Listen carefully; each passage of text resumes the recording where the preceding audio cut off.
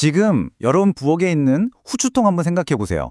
우리가 너무나 당연하게 톡톡 뿌리는 이 까만 가루가 한때는 제국의 운명을 좌우하고 새로운 대륙을 발견하게 만든 원동력이었다면 믿어지시나요?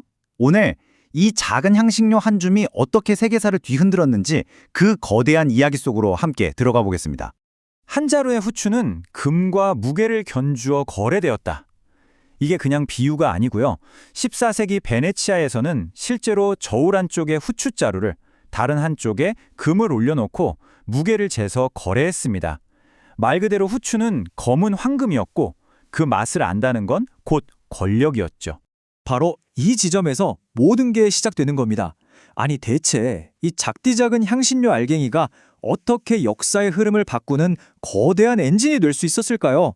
오늘 저희는 이 질문의 답을 찾아가는 여정을 떠나보려고 합니다. 자, 첫 번째 파트. 금보다 비쌌던 맛의 권력입니다. 어떻게 이렇게 평범해 보이는 양념이 중세 시대에는 지금의 석유 같은 그런 전략적인 자원이 되었는지 그 비밀부터 한번 파헤쳐보죠. 당시의 향신료의 가치가 그야말로 폭발적이었던 이유는 크게 세 가지입니다. 첫째, 당연히 냉장고가 없던 시절이니까 고기가 썩지 않게 보관하는 데 필수품이었고요. 둘째, 여러 질병을 치료하는 아주 귀한 약으로 쓰였습니다. 그리고 무엇보다 자신의 부와 권력을 남들에게 보여주는 최고의 사치품이었던 거죠. 이게 진짜 재미있는 부분인데요. 향신료를 가지고 있다는 것 자체가 그 사람의 신분을 말해주는 거였어요. 예를 들어 왕이나 대귀족이 파티를 열었을 때 고기 요리에 후추를 막 뿌려주는 거예요. 이건 그냥 음식 맛있게 드세요가 아니라 내가 이 정도 힘과 동이 있다. 이걸 그냥 온몸으로 보여주는 뭐랄까 하나의 정치적 퍼포먼스였던 거죠. 자, 그럼 이렇게나 귀한 향신료, 도대체 어떻게 유럽까지 왔을까요? 근데 이 어마어마한 가치 때문에 또 엄청난 문제가 생깁니다. 두 번째 파트, 누가 향신료길을 지배했나? 여기서 그 길고 험난했던 길을 한번 따라가 볼게요. 와, 이 유통구조를 보면 정말 기가 막힙니다. 일단 인도네시아 향신료 제도에서 만들어요. 그럼 이걸 아랍이랑 페르시아 상인들이 1차로 가져가고 이 사람들이 지중해까지 오면 여기서부터는 이탈리아의 베네치아, 제노바 상인들이 딱 독점을 해서 유럽 전역에 뿌리는 거죠. 단계 하나하나 거칠 때마다 가격이 그냥 막 뛰는 거예요. 그러니 유럽 왕실에 도착할 때쯤엔 원래 가격의 수백 배가 되는 게 당연한 거였죠. 결국 이 독점 구조랑 말도 안 되는 가격 때문에 유럽 국가들이 폭발 직전까지 간 겁니다. 아니 중간 상인들 다 빼고 우리가 직접 가면 안 돼? 이 단순하지만 정말 대담한 생각이 바로 세 번째 파트, 세계를 바꾼 위대한 탐험의 문을 열게 됩니다. 이때부터 역사의 흐름을 뒤바꾼 결정적인 사건들이 빵빵 터지기 시작합니다.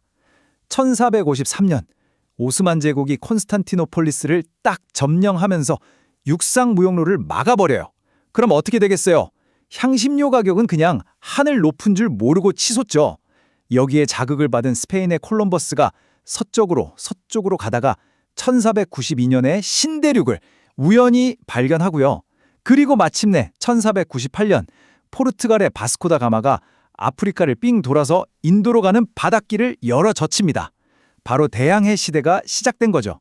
당시 유럽 사람들 앞에 놓인 선택지는 딱 두 개였던 셈이죠. 하나는 여러 중간 상인들 눈치 보면서 비싼 돈 내야 하는 답답하고 꽉 막힌 옛날 길. 다른 하나는 진짜 목숨을 걸어야 하고 뭐가 나올지 아무도 모르지만 성공만 하면 그야말로 인생 역전이 가능한 새로운 바닷길. 여러분이라면 어떤 길을 선택하시겠어요? 그런데 말이죠. 새로운 길이 열렸다고 해서 평화가 찾아온 건 절대 아니었습니다. 오히려 훨씬 더 잔인하고 더 치열한 싸움이 시작됐을 뿐이죠. 네 번째 파트, 향신료 전쟁과 제국의 탄생입니다. 15세기부터 17세기까지, 그러니까 약 200년 동안 포르투갈, 스페인, 네덜란드, 영국 같은 유럽의 힘센 나라들이 아시아의 향신료 나는 곳이랑 무역기를 뺏으려고 서로 죽고 죽이는 전쟁을 벌입니다. 역사학자들은 이 시기를 향신료 전쟁이라고 불러요. 말 그대로 후추 한 줌을 얻기 위해 피를 흘렸던 시대였던 겁니다. 그리고 이 향신료 전쟁의 한복판에 정말 특별한 녀석들이 나타납니다. 바로 역사상 최초의 주식회사, 최초의 다국적 기업이라고 불리는 동인도 회사들이에요. 근데 이게 그냥 회사가 아니었어요. 자체적으로 군대를 만들고 다른 나라에 식민지를 세우고 심지어 자기들 맘대로 전쟁까지 일으킬 수 있는 와, 이건 뭐 거의 기업이 만든 제국, 즉 기업 제국이었던 거죠. 이 표를 한번 보세요. 두 거대 기업의 전략이 어떻게 달랐는지 한눈에 보이죠? 네덜란드 동인도회사 VOC는 동남아시아 향신료 제도에 올인했어요. 육두구, 정향 같은 핵심 향신료를 독점하려고 진짜 목숨을 걸었죠. 반면에 영국 동인도회사 EIC는 인도의 자리를 잡고 옷감이나 차 같은 걸로 세력을 키워나갔습니다. 결국 이 두 기업 제국의 경쟁이 아시아의 운명을, 아니 전 세계 역사의 판도를 완전히 뒤집어 놓게 됩니다. 수백 년 동안 이렇게 피를 흘리면서 싸웠는데 그 결과는 과연 어떻게 됐을까요? 마지막 파트에서는 이 모든 이야기의 아주 아이러니한 결말을 한번 들여다보겠습니다. 왕의 식탁에서 우리 집까지입니다. 결국 향신료는 어떻게 우리 집 식탁까지 오게 됐을까요? 자, 첫째, 바닷길이 뚫리고 식민지가 생기면서 공급량 자체가 그냥 폭발적으로 늘어났어요. 둘째, 식민지 원주민들의 눈물과 땀, 즉 강제 노동으로 대규모 플랜테이션 농업을 시작했고요.